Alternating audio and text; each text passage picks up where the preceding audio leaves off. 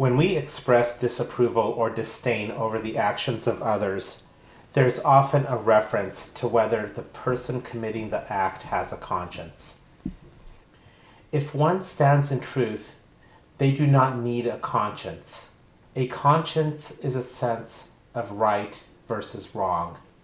It is an inner voice telling you whether your actions are compatible with where you find yourself in this reality. And most importantly, your conscience is a part of what you see when you look into the mirror. It is important that we avoid conflating our conscience with our higher self.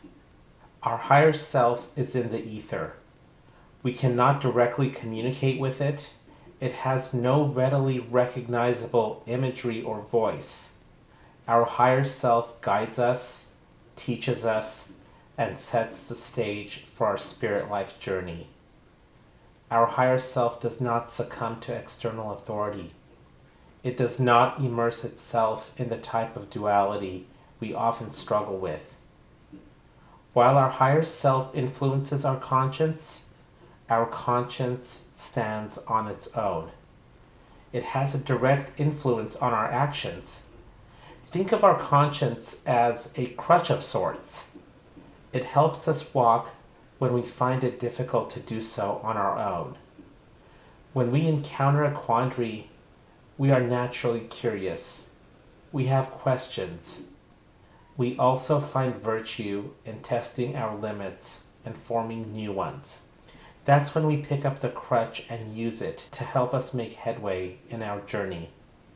When we don't need it, we put it down and walk on our own. While the crutch of conscience helps us when we need it, that help comes at a cost, and a necessary one. Your conscience is influenced by external forces. It is not created from within, nor can it stand to survive on its own. Your conscience opens doors to your standing in truth, but on its own, your conscience does not stand in your truth. It stands in the truth of others. If you form a dependency on your conscience, you accordingly form a dependency on the truths others stand in. When you stand in your own truth, your conscience is not necessary. You don't need a moral compass because you always know exactly where you are. And when you stand in your own truth, you maintain clairvoyance and full awareness. You don't need that inner voice because you are that inner voice. How does one go about standing in their own truth and no longer needing to depend on their conscience, or no longer needing it at all? Standing in truth begins by acknowledging you are both the architect and builder of your reality. The power to create is within you and nobody else. This means if you depend on someone else to create heaven and you expect to ascend into it, you are not standing in your own truth.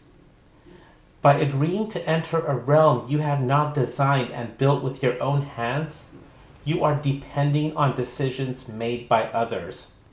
Once you come to the realization that the power to manifest is in your hands, it is time to begin designing and building your reality with your own hands. It is here where thinking about what heaven means to you plays a very important role. You cannot walk through the gates of heaven unless you have designed and built those gates and everything on the other side of those gates.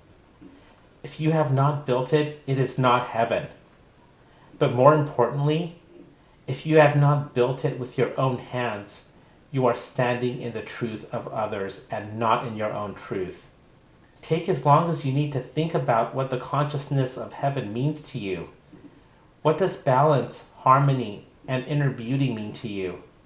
Is it compatible with your intent? How will the foundation you build transform into something profound? You are on earth. What you project will manifest before you, and it will do so on earth. If a reality described by others is even remotely elusive to you, be assured you are not standing in your own truth. You have never been to or seen Hyperborea, Shambhala, the Garden of Eden, and Yggdrasil. You have never crossed the Bifrost Bridge, nor have you walked through the halls of Amenti. You have certainly heard about them, but realize these places exist in the truths of others, not in your own truth. And also realize these places exist in your mind as a result of information conveyed to you by those who haven't even been to or experienced these places themselves. If you believe you will be whisked away to any of these places, you will find yourself at the mercy of the truths others stand in. You will thus need your conscience as a crutch, since you'll be faced with decisions and realities that are not truly germane to you. The black sun is there as the enabler of creation. It is what will enable you to stand in your own truth. It is there to enable you to create the consciousness of heaven you have designed with your own hands. There exists incredible power within you to create something profound as soon as your conscience is decommissioned. That's all for now.